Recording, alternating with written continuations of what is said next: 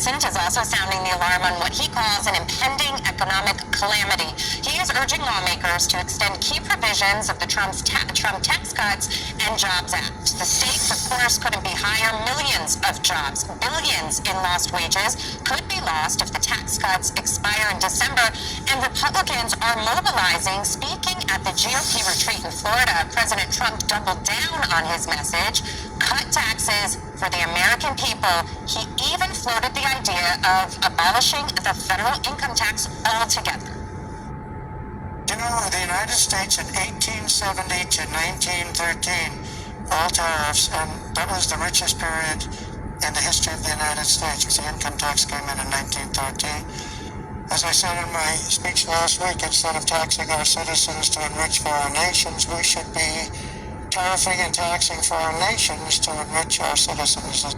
The president says that he plans to impose tariffs on a list of imports: steel, aluminum, copper, computer chips, semiconductors, pharmaceuticals, all to boost domestic production. This is a very aggressive economic agenda, but it's also really exciting also. Let's just keep with the tariffs for a moment, since that's where we ended. This is a strategy, Brian, that he tried previously. They weren't able to see it through in the last administration. It's one that takes time. He's going back to do it again.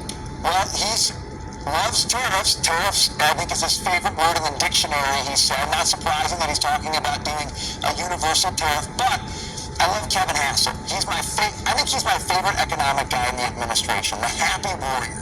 And he makes such a good point. He says, when these guys talk about tariffs, they ignore all the other policies that we want to do, just like they did in the first Trump term. And if you think back to that term, we got some tariffs, but we got all sorts of supply-side pro-growth policies, and that's exactly what the president is talking about. Now, I mean, folks, he just said, let's eliminate the income tax. Now, I don't know if that's going to get done, but the fact that he's even talking that way tells me this is a guy who does not want to punish work, and that's the biggest thing. Deacon, what about the federal freeze? That's also huge news today, and Schumer pushing back.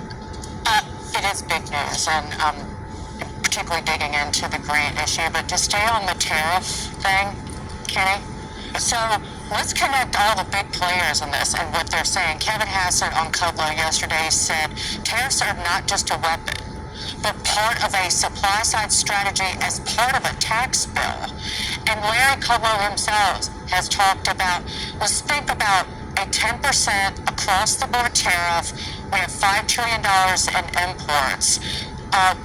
And so you're talking about $500 billion to finance tax cuts here. So you are taxing foreign firms, your foreign manufacturers, and then giving individuals, you, and corporations here a tax cut potentially.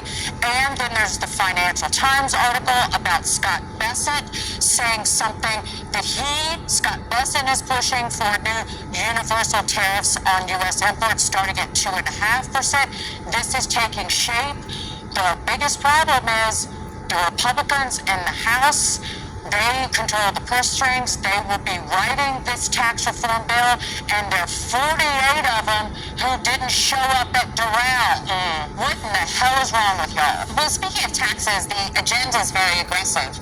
He's already talking about bringing the corporate tax rate down, Taylor, not taxing Social Security, overtime, and tips. He wants to extend the 2017 tax cuts, but the CBO says if you do that, it's going to add $4 trillion over a decade to the deficit. So that's a problem. He says it might be offset by the tariffs. What do you think? You know me. If I'm looking at the bond market, all I can think about is the debt and the deficit and how we tackle this. So the bond vigilantes don't come out and scream at us. So I love that you brought up the deficit. But I think, Jackie, as we've been talking about on the show, those tax cuts have to be number one priority because that was the mandate from the voters. So I think you have to get that done and find revenue elsewhere. Is that revenue at 2.5%, as Dagan mentioned what Scott Bessent laid out? What's interesting about that in terms of a revenue source is, to me, markets like certainty. So if you tell me 10% tariff, if I'm a company like GM, I can handle that. If you tell me that every month it's going up by 2.5%, I have a hard time planning around that, because how do I figure out, do I buy the goods now? What if the tariffs go up? Is it a negotiating tool? Is it going up? And so Scott Bessent is the smartest person in the room, do not get me wrong, but some of that makes me nervous when you think about just those monthly increments. Absolutely, and you bring up the market and the reaction to it, Kenny. That's where I want to bring you in. Obviously, we had a rough day yesterday. We're dealing with that AI story. That's part of the issue, but the markets have been up since Trump has come into office. Even though we started the year on a little bit of a down note, tells me that investors are very optimistic about this. I think they're very optimistic, and I hear when I'm talking to people, I'm very optimistic about what the future holds and what all these policy holds. And actually, this whole idea about eliminating the income tax, redefining it, and coming in with kind of a 10% tariff tax and giving an income tax break to Americans encourages them to work more, in my opinion, encourages them to spend more, in my opinion. So then you end up having a stronger and better economy. I think the market likes it. I think it's clear. I think yesterday's action in the market was a separate issue. Yeah. Although we could say that the market needs to pull back a little bit because maybe it's a little bit stretched, and that's fine. But yesterday's action was completely a different issue. Allow me to apologize for Woodrow Wilson.